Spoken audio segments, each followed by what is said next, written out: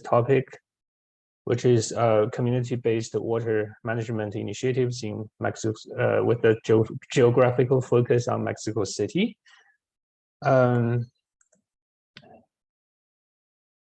So I would like to address the following aspects.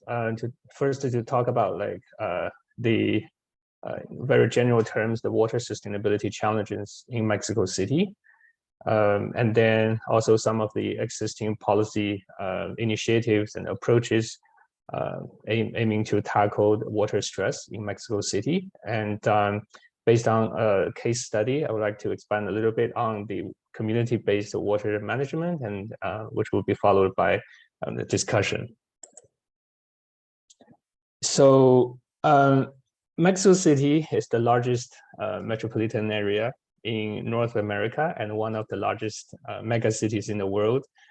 According to the census of 2020, the city proper has a population of 9.2 million, and the population of the metropolitan area has surpassed 22 million. So the conurbation area of Mexico City actually includes 59 municipalities from the neighboring state of Mexico and the state of Hidalgo, as you can see from the map. In the center, you can see the Mexico City, the city proper, and then the green area is represents the conurbation area, and you can see the shadow, the shade, actually represents the urban built area of the metropolitan area.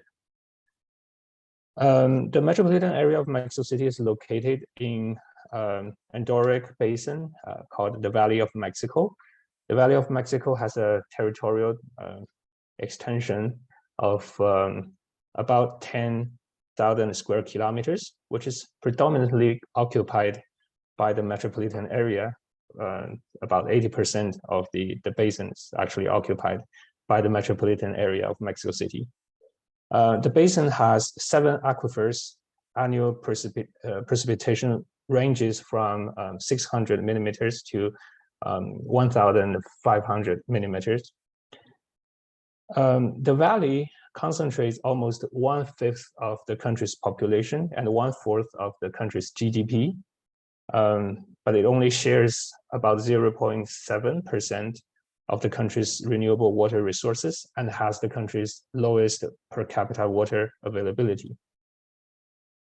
So this is the basic hydrological condition. So, but in the ancient time, the landscape of the Valley of Mexico is very different from today. As you can see from this map, right? This the kind of Valley of Mexico across time. On the left side, you're going to see in the ancient time the landscape of the geographic landscape of the valley, and on the right side you're going to see the valley today, which is covered by urban built area. So in the ancient time, until the end of the 17th century, there used to be 5 major lakes in the Valley of Mexico: Zumpango, Jaltocan, Texcoco, Xochimilco, and Chalco, that covered about 1/5 of the territory of the basin. And these lakes actually could join as a single lake during the rainy season.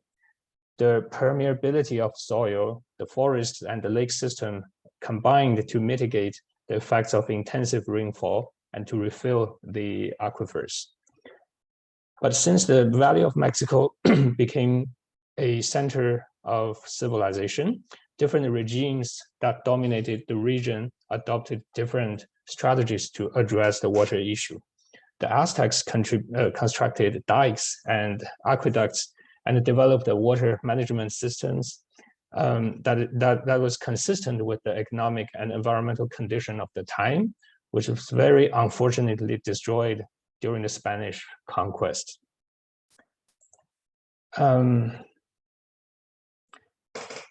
As the basin does not have natural outlet of water for centuries, flooding posed a major threat to the urban center of the region.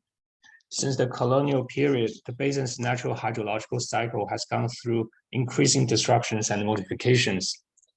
Open canals for wastewater and rainwater were constructed, and efforts were made to drain some of the lakes in the basin. beginning late 19th century and early 20th century, a state-led centralized water management system was consolidated in Mexico City as part of the nation's modernization project.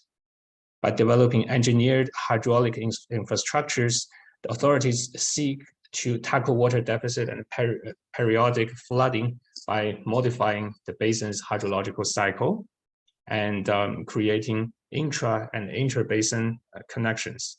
Stormwater and wastewater is pumped out of the basin, and potable water is imported from neighboring basins. Superficial water bodies, lakes, rivers were viewed as a source of flooding, pollution, diseases, and therefore a lot of the riverbeds were replaced by tunnels and converted to paved roads. In the 20th century, two major engineered systems were built to bring water from outside the Valley of Mexico, the Lerma system and the Cutzamala system.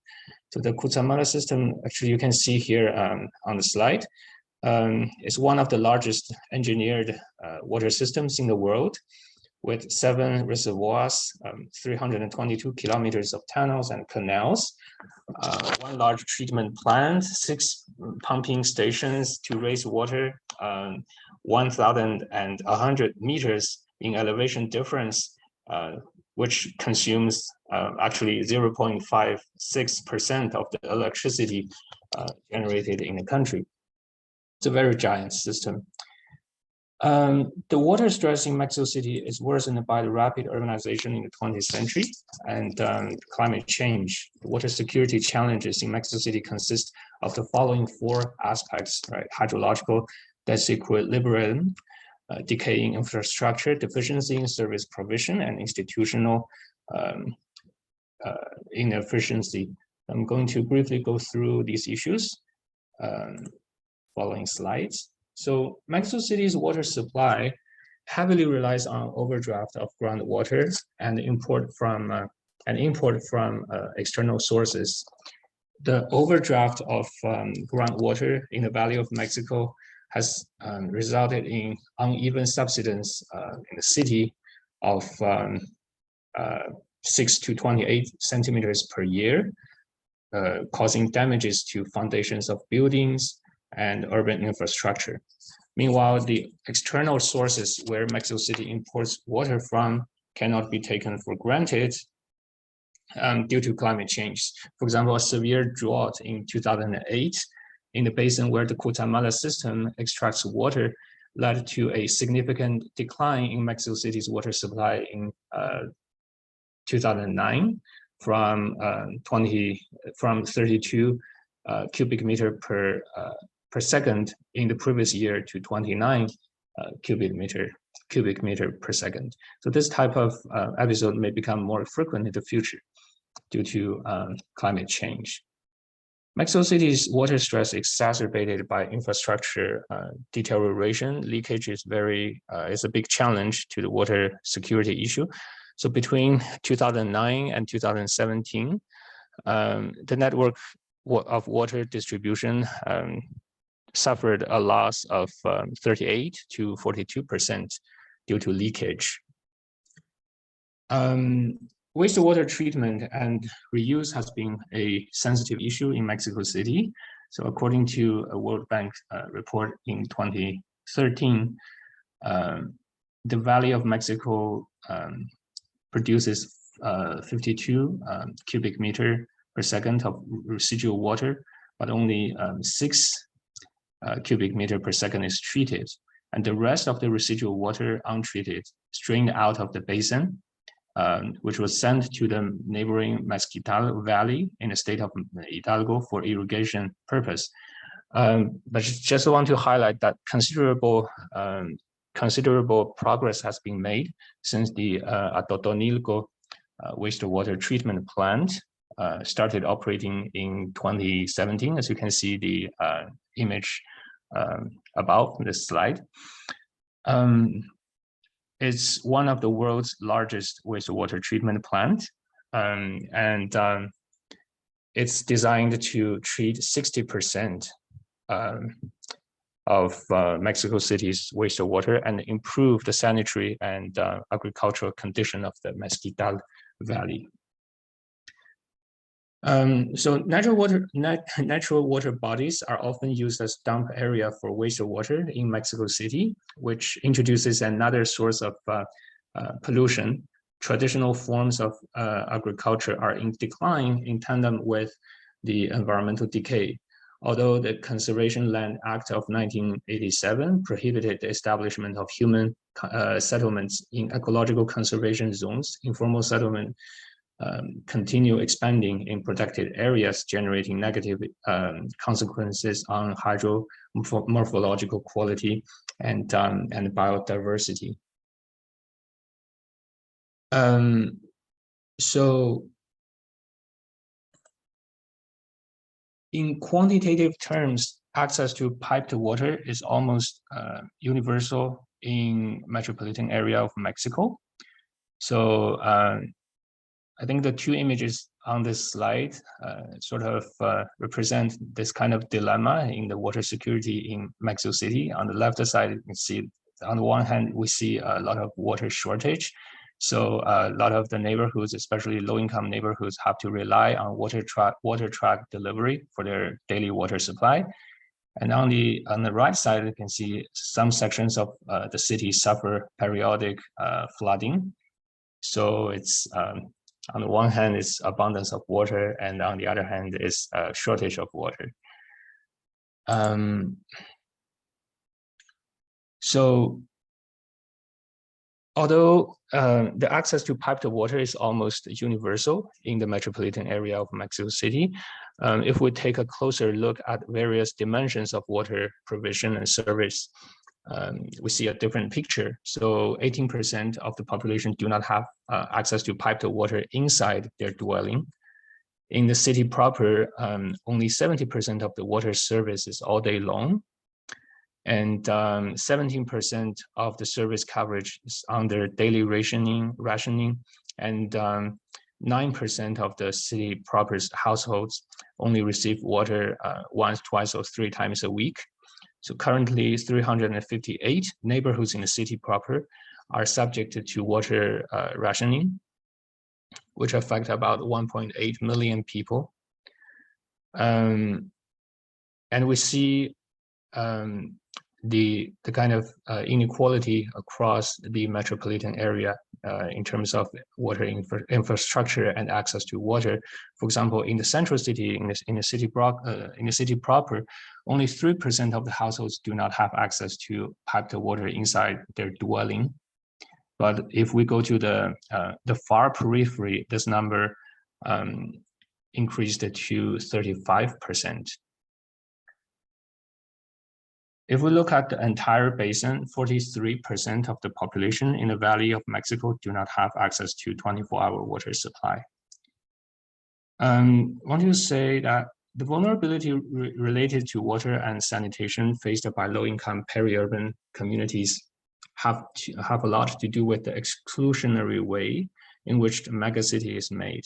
So first, as a result of the segmentation of the urban land and housing market, many low-income households or neighborhoods are built in places that are not suitable for human settlements. Those locations were the only affordable places for low-income population. Developers and landowners sold those land lots with false claims or promises on infrastructure and service, taking advantage of the absence of government regulation. And the second, the fact that many informal settlements were developed with no proper planning makes it very costly to provide adequate infrastructure, particularly in the case of a centralized water system. Although over years, residents in many of the informal settlements have improved the condition of their neighborhoods, government investment in informal settlement in general is highly inadequate. And the third, which I think is very important to take into account, is that the peri-urban fringe of metropolitan areas and the rural hinterland of Mexico City are actually subsidizing the city center by providing additional carrying capacity. Extraction of groundwater in the central part of Mexico City was actually halted since 1950s to prevent further subsidence. But since the dependency on overexploitation of groundwater persists, and water has to be extracted from somewhere, right? So it means that the risk of subsidence is relocated to the periphery. So this lack of reliable access to clean water actually generates a number of negative consequences, not only on public health, but also having to carry water from like outside the dwelling is highly time consuming and exhaustive, especially for female-headed households. Low-income households in Mexico City often have to rely on water trucks for a considerable part of their domestic water consumption. However, this is much more expensive than the regular municipal water, which is highly subsidized. An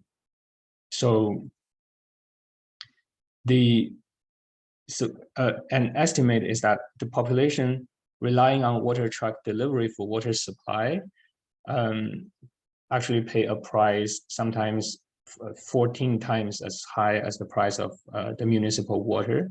And for many low-income households that primarily rely on water trucks for water supply, sometimes potable water can cost 1/3 of their monthly income. So that's a huge economic burden.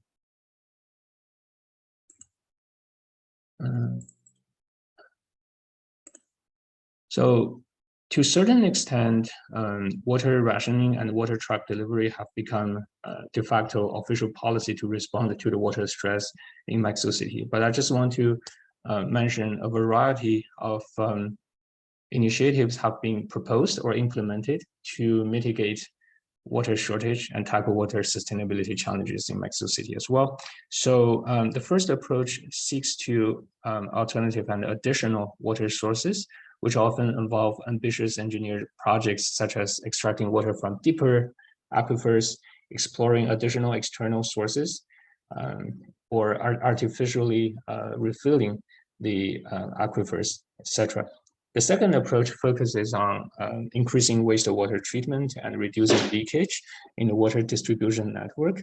This means investing in the maintenance and expansion of existing network and facilities, repairing leakage, and constructing new treatment plants.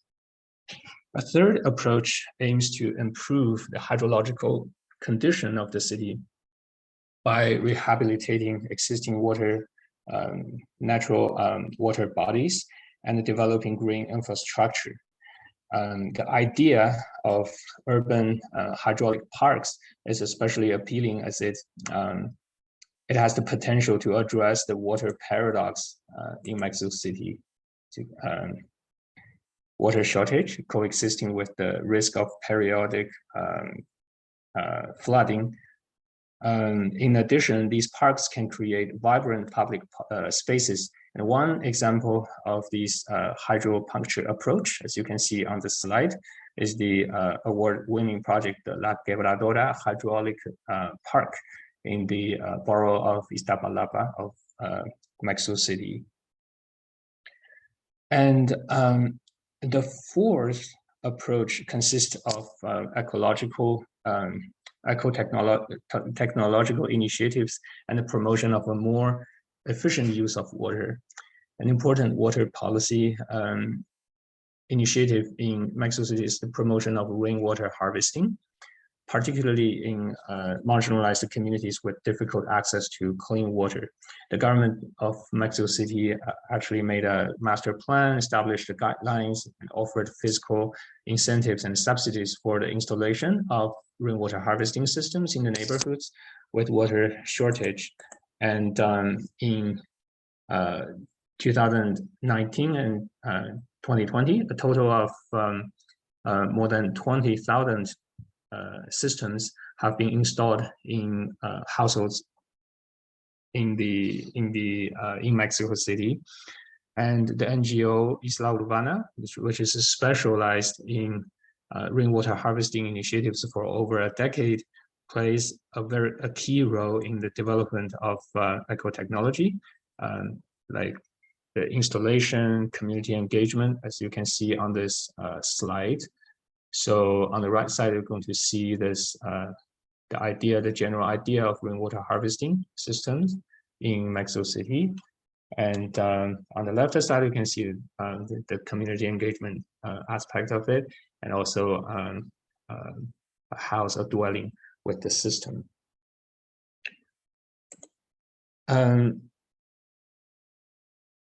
So finally,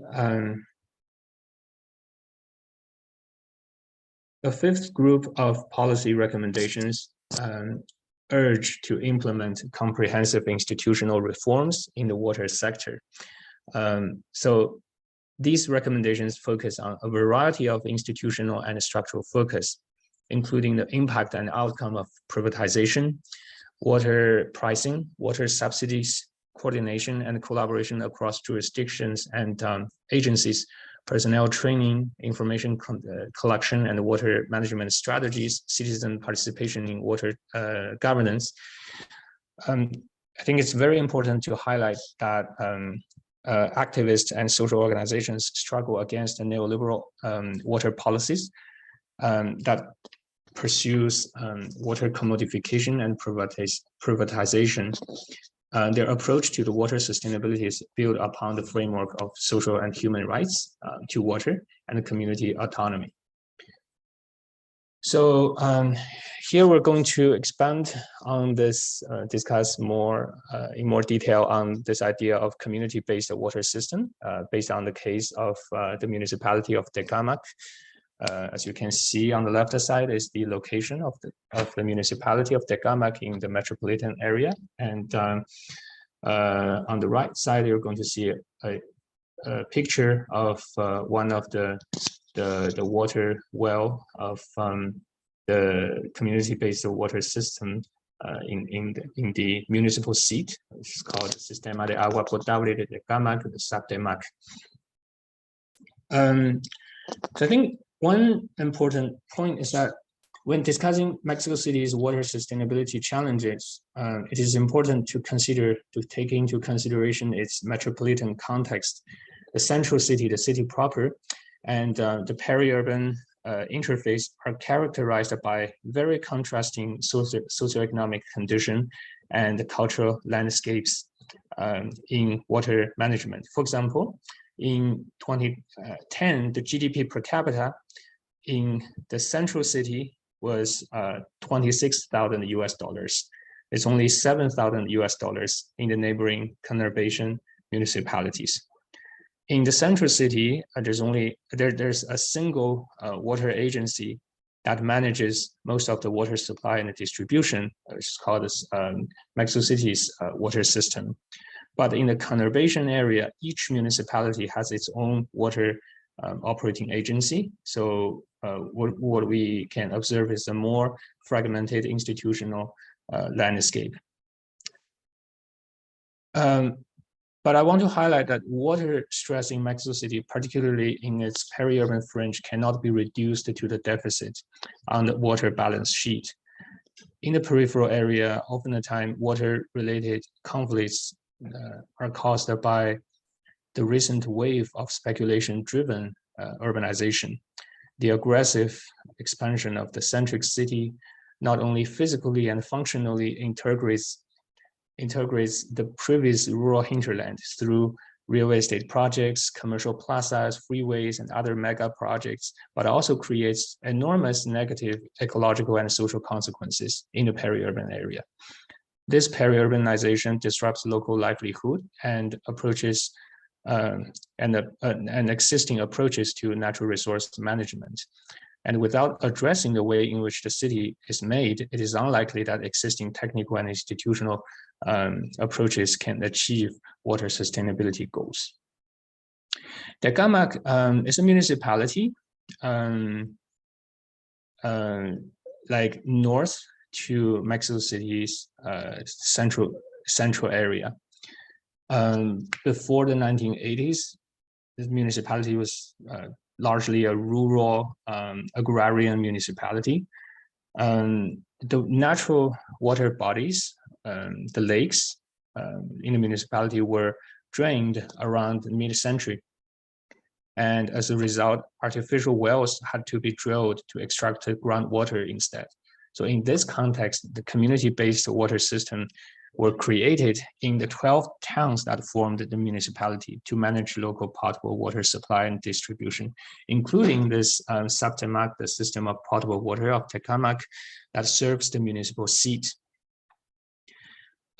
These systems are not run by, are not operated by municipal government, but by an autonomous board committee whose members were actually elected from local families. For decades, this system worked pretty well in Tecamac. Neighbors contributed money, voluntary work in water infrastructure projects, preserving the organization's autonomy. By 1993, Tecamac served a total of 2,534 households. Its pumping system have been fully computerized, and its operation met the state norms and offered an uninterrupted 24-hour service throughout the year, which was recognized actually by the Water Commission of the State of Mexico. However, intense conflicts around water management in Tecamac began in 1990s and early 2000.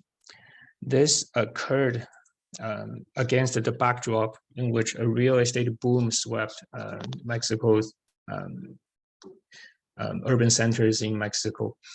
So actually my dissertation is a comparative study of the so-called expansion of boom of social interest housing in China and in Mexico based on ethnographic research of 2 years in both countries. And so as the result of the state promotion of home mortgages, targeting low-income and middle-income working class, and the deregulation of urban housing development, large extensions of social interest housing projects quickly proliferated in peri-urban areas of many cities in Mexico, taking advantage of the cheap land there and the absence of government regulation. As you can see, as one example on the left side, that's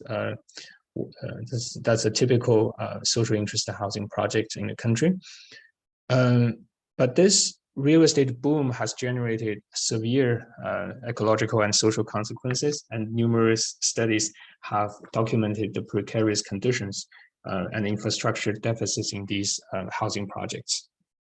Tecamac actually became a perfect target for real estate interest due to its location and its the municipal authorities' interest in turning the municipality into a dormitory city of Mexico City. Social interest housing projects mushroomed in the municipality, including some of Latin America's largest social housing projects.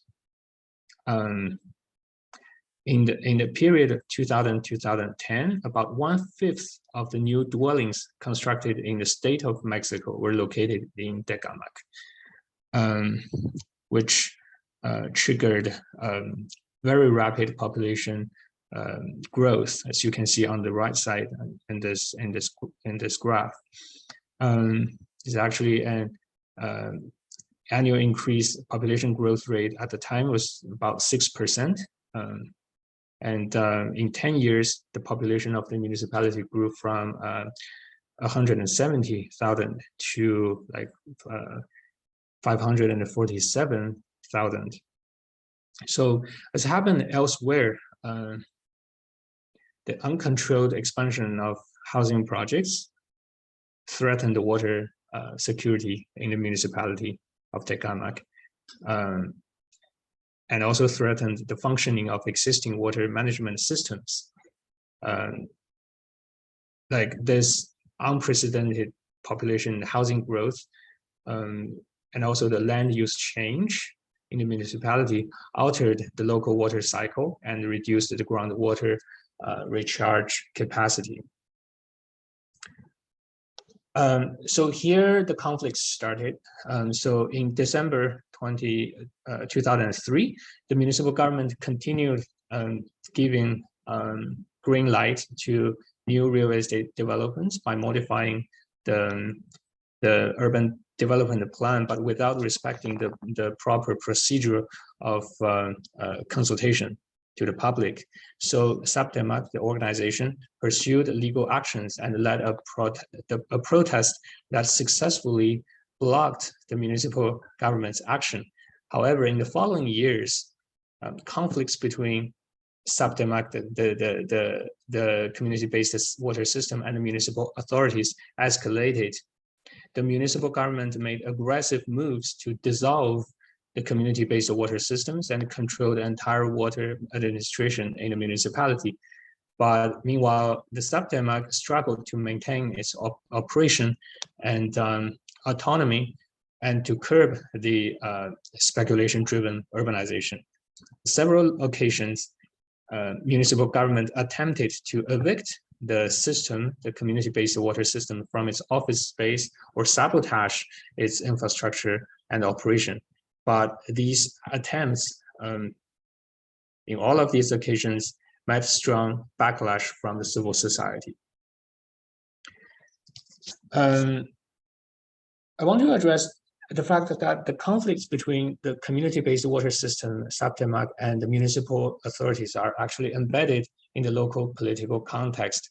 Local political elites made alliance with external actors, in this case, commercial developers, and have deep vested interest in the real estate boom in the in the municipality. That's the reason why they aggressively seek to control strategic resources like land and water, and view community-based water management systems like Tecamac as obstacle that have to be removed. The political leadership in the municipality has also developed powerful clientelistic networks to maintain power, to secure key political posts for its followers, and to attack the social movements and activism. But Tecamac, in this case, so find itself in constant besiege and harassment. Some of the community water-based systems were actually municipalized, and some of them are still operating. So currently, what we can see is that 18% of the municipality's population is still served by the community-based water systems, and the rest, 84%, is covered by the municipal government, the water agency. But what we also see is that Tecamac has been able to preserve its autonomy and integrated itself into various nationwide social movements against neoliberal policies of human rights abuses and mega projects, right? So the system, the community-based water system, still operates 6 wells, serving some 4,300 registered users in the municipal seat of the town, of the municipality. And its resistance to municipalization to a large extent has been made possible thanks to its alliance with a wide range of civil organizations and activists. After the incident of eviction in 2005, actually numerous organizations, activists, scholars joined a 100-day protest outside the municipal palace, including the nearby farmers against Texcoco Airport project, representatives from the Zapatista Front of National Liberation, and others. And in 2015, the human rights organization Safarino Latrillero, very influential organization for human rights, and other legal aid activists helped the organization to secure its recognition from the state government on its authority over the water management in the municipal seat. So Tecamac's water politics is not isolated case in Mexico City's metropolitan area. So by 2019, there are still 358 towns that are classified as the kind of original towns, pueblos originarios, in the Mexico City's metropolitan area. So these, a lot of these towns and villages were actually formed in a very ancient time, like a lot of them were formed in the pre-Columbian time, and they still preserve their own customary approaches to managing natural resources in the area. So what we can see in the metropolitan area of Mexico City is that by the end of the 20th century, what sustains the claim of social and political rights in the rural hinterland of the metropolitan area is actually based on the cultural diversity, ethnopolitics, and communitarian culture. In response to the aggressive urban expansion of the megacities since the 1980s, former agrarian communities like Tecamac reinforce their community-based organizations to make collective claims of rights and reclaim control over local resources and livelihoods. So you can see these are two images of the protest outside the municipal government. So the fragmented institutional landscape of water governance has often been blamed to be responsible for the water stress in Mexico City. So, well, I would like to argue that we're not denying the importance of coordination across jurisdictions and agencies.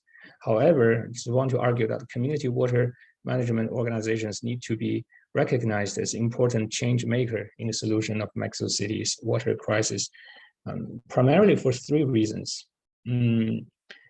So first, these organizations' efforts to defend territory and local livelihoods is actually a significant counterbalance to the speculation-driven urbanization, which is largely responsible for the water stress and conflicts in the megacity.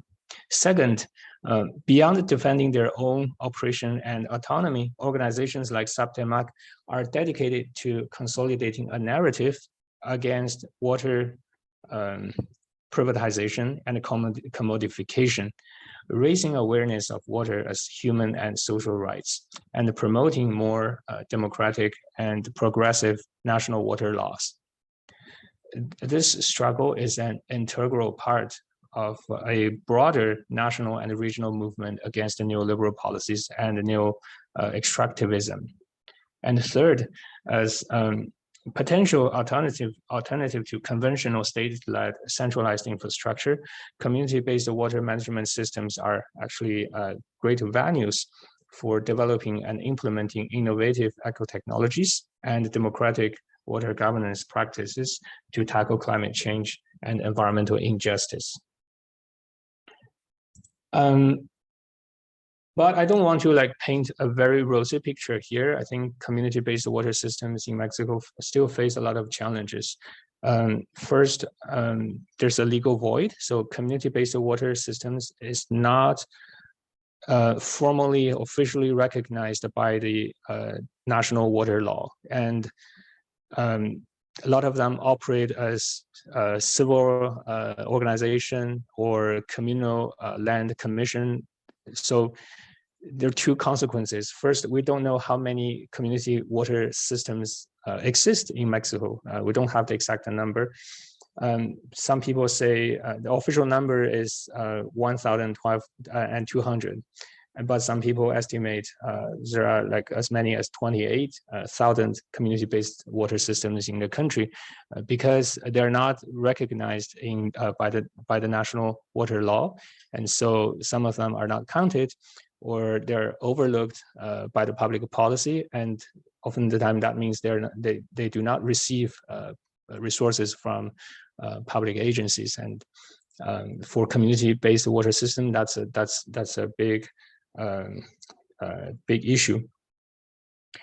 A lot of them lack resources and technical capacity, and part of the reason is that they don't have the support from the public agencies.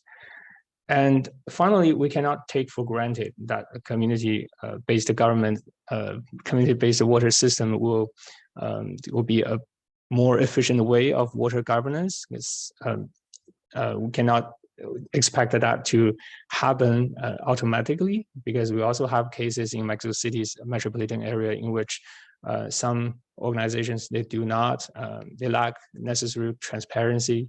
For example, they don't hold elections, or they don't report to their members. Some of them have vested interest with water truck delivery businesses, so they manipulate the water supply in order to get benefit from the water truck delivery business. So like all these things happen, and there are still a lot of things to work on to improve this form of water governance. So to conclude the presentation, I just want to emphasize that it's important to analyze Mexico City's water stress in its metropolitan context, recognizing the disruptive impacts of its rapid peri-urbanization and its diversity in the economic, cultural, political, and institutional terms within the megacity. Previously, peri-urban municipalities were only loosely connected with the central city, but the neoliberal urbanization since 1990s integrate these former agrarian communities to the central city in tandem with the influx of real estate projects, commercial plazas, mega projects, causing severe ecological and social consequences, right? So in this context, water conflicts intensified in Tecamac, right? On the one hand, local political elites seek to expand control over key resources like water through policy of municipalization and make profit. On the other hand, facing this kind of disruptive force of speculation-driven urbanization, local communities also mobilize through community-based water systems like Tecamac to reclaim the community control over these resources. So finally, I want to highlight the merits of and the potential of these struggles. Despite sabotage from local authorities, they continue operating autonomously and provide urban water service to the municipal seat. And their struggle is actually tackles the key cause of the water crisis of Mexico City, which is speculation-driven urbanization. It's also part of a broader national and regional social movement against the neoliberal policies and environmental injustice. So just before I wrap up, so I'm coordinating just to take advantage of this occasion to promote our research initiative at the Center for Global Engineering of University of Toronto, which is called Sustainable Peri-Urbanization Initiative. So we aim to facilitate, promote participatory engineering projects to tackle sustainability challenges in the context of faster growing peri-urban interfaces of megacities in Global South. And currently we're focusing on Mexico City. The topics that we are interested in, not only water and sanitation, but also energy poverty, disaster risk prevention, safe housing, and other topics. So we are working hard to collaboration between University of Toronto and academic institutions and NGOs in Mexico through joint projects and other forms of collaboration. So if you are interested in getting to know more about this initiative, or if you want to start a collaboration project with us, please feel free to contact me, and my email address is here. And that's my presentation, and I really appreciate your attention. Thanks. Thank you, Dr. Chen. It was a nice and wonderful presentation. Thank you so much. We can start with the question and answer round. And we have our first question in the chat box from Sushil Kumar. So, Dr. Shen, will you like to answer? Will you like me to read the question for you? Okay, let me see. I see a lot of messages here. Yeah. So shall we start? Okay, from Sushil Kumar. So it's possible for is centralized or community-based distribution system. What kind of challenges they're facing in managing? Yeah. So in a lot of times, in a lot of cases, these community-based water systems are the case for the rural communities, those communities with population under 2,500.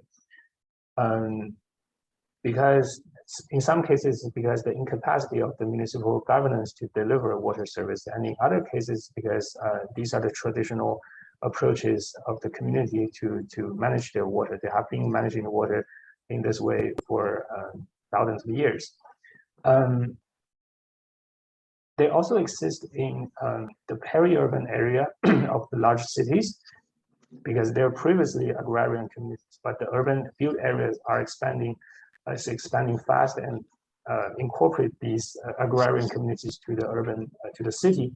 And there you see a lot of tensions, because the city, the community-based water management systems are resisting a lot of the neoliberal, like urban projects, like real estate projects or commercial plazas, those kind of things, because they disrupt the hydrological condition of those places. So this is the background. And actually in the rural area, there are a lot of this type of, for example, resisting like large renewable energy mega projects or large dams or those kind of things. So you can see the community-based water management systems as an agent of resistance against this type of project, so this type of urbanization. In terms of the challenges, I briefly mentioned in the presentation, lack of capacity, sometimes lack of resources, support from public agencies, because they're not classified as a formal, officially recognized as a category of water agency. And that's the reason why a lot of the movements, social movements, actually aim to promote this change of the law and recognize community-based water system as a formal official category, so that they can be taken into consideration by the public policy. And yeah, I hope I answered that question. Yes, Dr. Shen, and he has another question, that how do they get the financial support and who monitors the delivered potable water quality in this case? Yes, so yes, the recognition of by the law is a big issue, and that's what a lot of organizations are promoting. Currently, a lot of them are operating as, say, a civil organization, NGO, or communal land commission, different types of agencies. And that's part of the reason why we don't even have exact number of how many community-based water systems exist in the country. Yeah, so Nushrat here has another question, that does this communities, do they organize themselves and negotiate with the central government?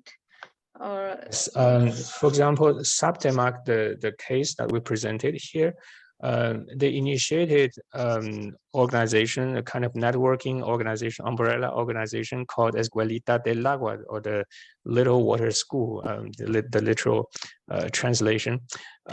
So it's actually a network of community-based water systems in Mexico City and the country overall.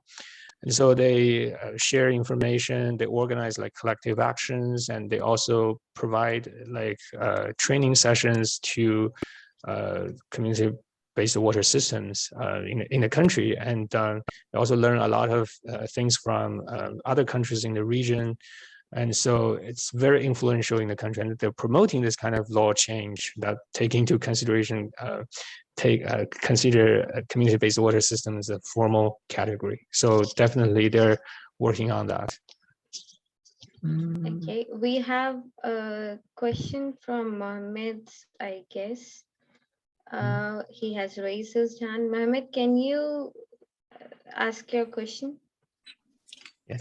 Thank you so much. It was really nice presentation, Dr. Chen. It's like I can see the whole picture of Mexico City now about water situation. My background really goes with this the water treatment and supply and community managed system. I have many points to discuss, but probably we can fix a meeting. Then I can talk to you later on. Not a good time now, but I was wondering though they have like quite a lot of rainwater, like 600 to 1,500 rainwater. So they are only depending on groundwater. I was wondering, is that groundwater totally clean? They can directly pump and deliver to the consumer, one point. And if so, because they have a lot of surface water bodies and due to the rain, why they don't use surface water? And if, if these two you can answer, then I can answer the last question later on. Yeah, so thank you for your comments, and yeah, I'll be happy to address, to share my thought on these issues. There's a pollution issue with groundwater as well, and also with the natural water bodies. So if you can, I don't have the exact number, but actually most of Mexico City's households drink water from like bottled water because of the concern over the water quality, and that's for sure. And also the natural water bodies currently counts for 3-4%, definitely less than 5% of the water supply of Mexico City. Compared to the ancient time, definitely natural water bodies have been shrunk to a very small scale. And at the same time, a lot of the natural water bodies are heavily contaminated because they became like the dumping sites or things like that. So currently, say like 2/3 of the water comes from the groundwater, and 1/3 comes from like external water sources through these engineered systems that brings water, the interbasin transfer systems. So that's the case. And yeah, and I read some studies that associate the groundwater contamination with the overexploitation of groundwater as well. Yeah, I can see the exactly same picture as I was doing my PhD and work in Bangladesh related to this water issues. Mostly people use groundwater that's arsenic contaminated. So community-based water supply system is like extract the water from safe oil, or treat the water, then supply to the community by pipeline. We have intensively applied this concept, but the main challenge is let's say once you're talking about the rainwater harvesting things, and you also said that people are not drinking their supply water from the tap water, right? There is bottled water, but they're using for other domestic purpose this water. My concern is, if so, the rainwater harvesting, it is also the concern of contamination, and it's like seasonal solution, not a temporary permanent solution. So in that case, the maintenance of these things, and there are a lot of challenges. I know I can talk to you like ever about these issues and different things, but my concern is once they are only if they are going to depend on the pipe water supply. And you said 40%, 43% of the people, there is no water supply for 24 hours. Then the concern again come, the intermittent system always challenging to maintain due to the quality issues. Not only, though it's okay, they are not drinking for drinking purpose, but still the bacterial contamination is a huge challenge. So I was wondering, instead of like accepting by the government or implementing this concept of community-based supply system, how they are going to tackle this, especially this issue. That is the huge issue always, to accepting government or not. That is always will be there, unfortunately. But the main issue is how they're going to control this water supply system. Yes, I mean, it's so.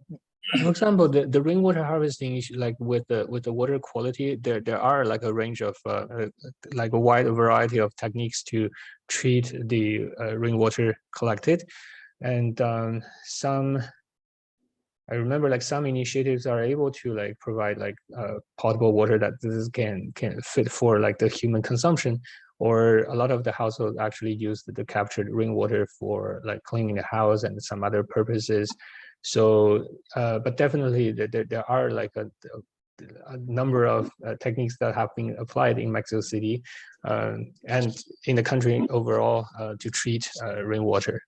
And so far, so through my like interviews and interaction with the community-based water systems, a lot of them are working hard to maintain their autonomy from the government intervention, or because I think we all see this picture of like the scale of the economy of scale, right? So if in general, like if a water system covers that number of such a number of a certain number of users, that would be like efficient, whatever. But then it's not only a technical issue; it's also at the same time a political issue, right? It has to do with the water politics at the local level, and it has to do with the conflicts over the water resource. And certain groups are so. There's definitely this kind of policy proposal that yes, instead of like having all these municipal water systems, we probably should establish like a metropolitan level water authority that coordinates and manages the water as a whole.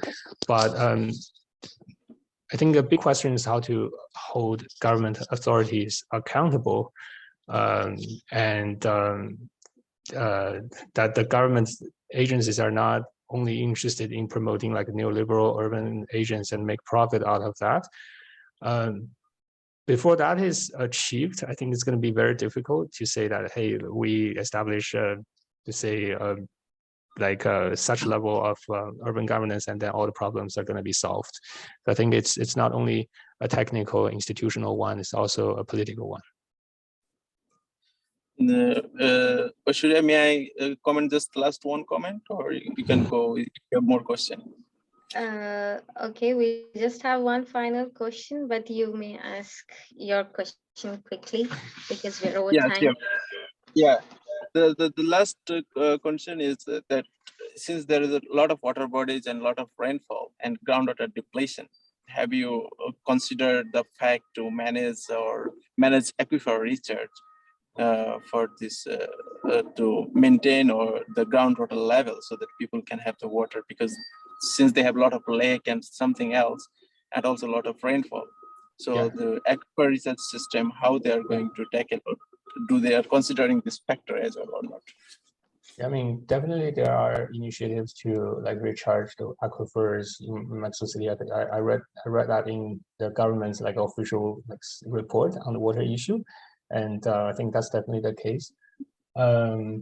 Yeah, so that's why I think Mexico City is a very exciting and inspiring place to study the water issue, because I think it's home to a lot of policy initiatives, but also like eco-technology initiatives from the civil society and climate movement, environmental justice movement, eco-technology initiatives. Like it's definitely an inspiring place to a lot of things are happening. So I think definitely deserve our like attention and everything. Like I'm definitely amazed by what's going on in Mexico City. Yeah. Thank you. So I guess your questions are answered, Tanvi? Yeah, definitely. Okay, thank you so much, Dr. Chen. We have one final question from Syed Imran Ali.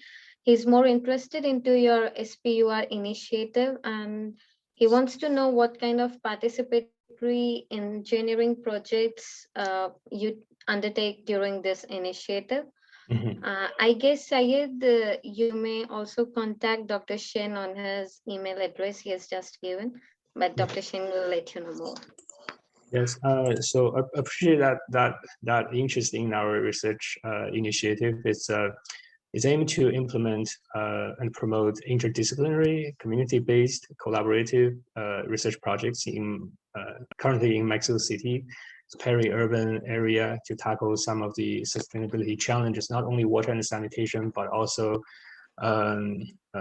renewable energy, food security, safe housing, like all these kind of issues. So my role as the coordinator of this research initiative is actually to bring like all these research ideas to let's see like how can we like make those projects happen. I just want to highlight that we have developed a robust collaborative network with a number of important NGOs in Mexico, including Isla Urbana, the organization that's promoting rainwater harvesting in Mexico City. And Techo is a very important local regional organization working on social production of housing, these kind of things. So definitely like feel free, please kindly reach out to us if you have any collaboration idea in mind. And guess, yeah. And finally, just let you know that I'm actually not engineer. I'm a sociologist by training. And so you can tell that this project is an interdisciplinary research initiative. We want the engineering projects to be like contextualized in the context of the communities and social and environmental vulnerabilities, like address these issues. So let's see, hope to discuss anything that you're interested in depth in the future. So you have my email address. And so yeah, thank you.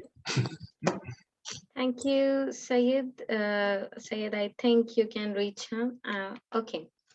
So now I would like to thank again once again to Dr. Chen for his wonderful talk, and also to International Water Association, all the colleagues. The communication was done by Paul and Francis. Thank you, Nitish and Adriana, for being there. And you can connect with us over LinkedIn, Twitter, Facebook, YouTube. Also, I will take a moment for you to introduce all our upcoming workshop and short course series. You can find more on these on our website, as well as on all the social networking sites. And because we still have to figure out the dates and the other information about the series. So I thank you all for joining us today. And before we all leave, I may please request all of you to, if you can, open your camera so that we can capture the moment.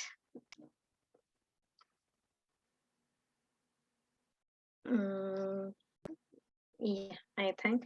Okay, Nitish, are you going to take a capture of the? Sure, I can do that. Yeah.